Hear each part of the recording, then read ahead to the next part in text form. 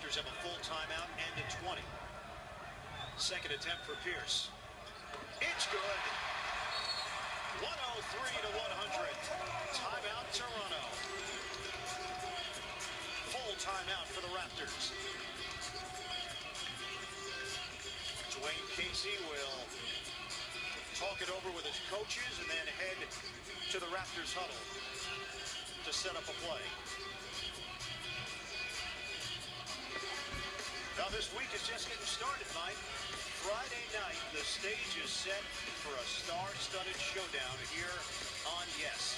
Kevin Durant and the Thunder take on the Brooklyn Nets at Barclays Center.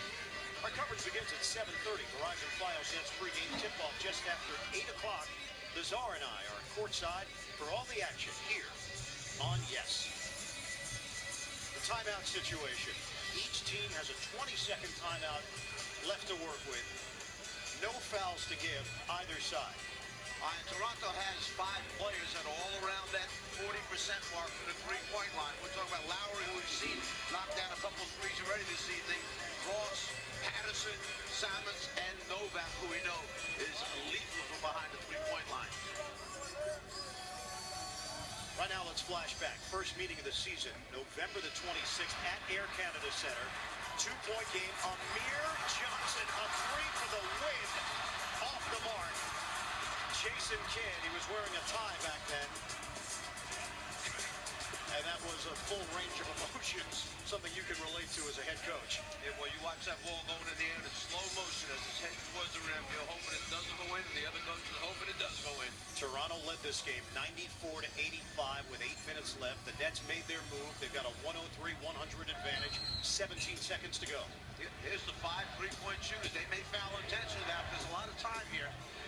Salmons, 14 seconds. Salmons takes it to the hoop, and he lays it in with 12 seconds to go. And Jason Kidd will use his final timeout. They were not going to leave anybody on the perimeter, so the drive was there if you wanted to be aggressive. I'm sure Dwayne Casey told them, look, take the 2, we'll come back and foul them.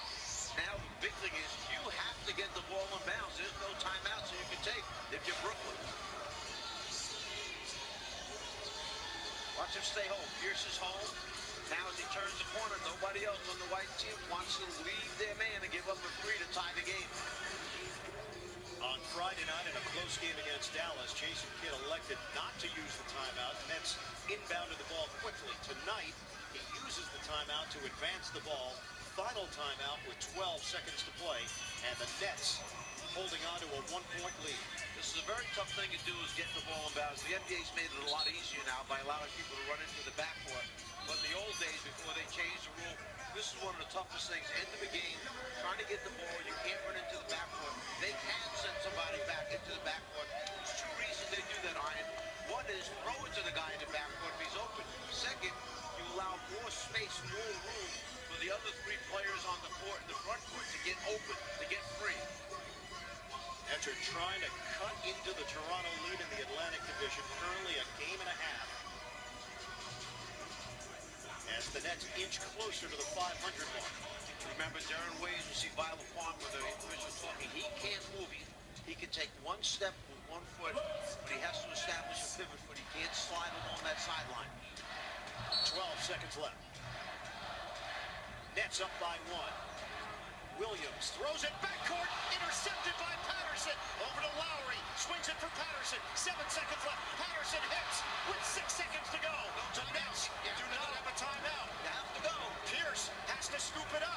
Someone's got to pick it up.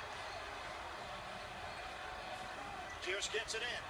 4 seconds, 3 seconds, 2 seconds. Pierce, 1 second at the horn. Off the rim. The Raptors win. Darren Williams has it stolen off the inbounds. And the Toronto Raptors steal one in Brooklyn. Toronto 104. The Nets 103. A battle.